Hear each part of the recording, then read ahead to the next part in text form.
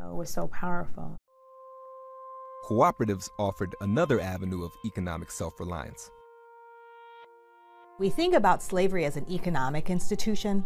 You can see why it would be very easy and seem like common sense to many African Americans to form economic cooperatives that actually go against the grain of that hyper-individualistic, exploitative capitalism, because they and their families and their friends had been debased by that kind of capitalism.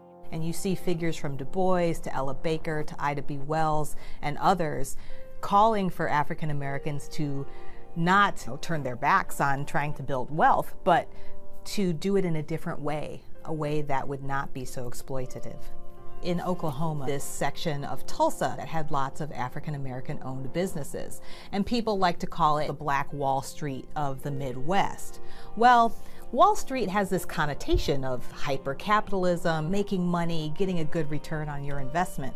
But obviously, the people who put together what we call Black Wall Street in hindsight were working together the whole time. It's not that they were trying to leverage futures or something like this. They were bringing people together, creating credit unions, grocery stores, small businesses that they knew people in their neighborhood would frequent, and they also knew were under siege. And unfortunately, in this case, that came true with a white race riot that just completely destroyed that part of town.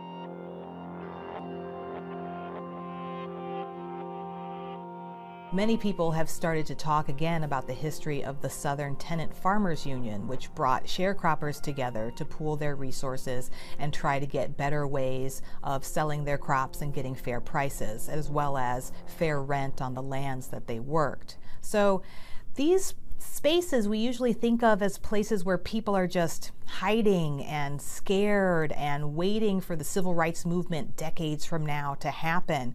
But actually, if we look at this history very closely, we can see people across the country banding together and trying to make a better life by using these cooperative entities to leverage the power of the group.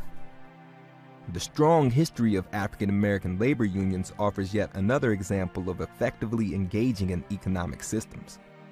People know what a union is in terms of laborers negotiating with management. However, the Brotherhood of Sleeping Car Porters, which is one of the most important labor organizations founded by African Americans, also had a ladies' auxiliary.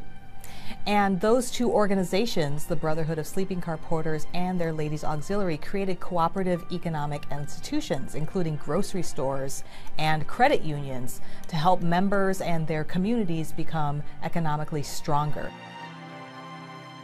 We don't want to romanticize the kind of self-reliance efforts that occurred during the Jim Crow or slavery past.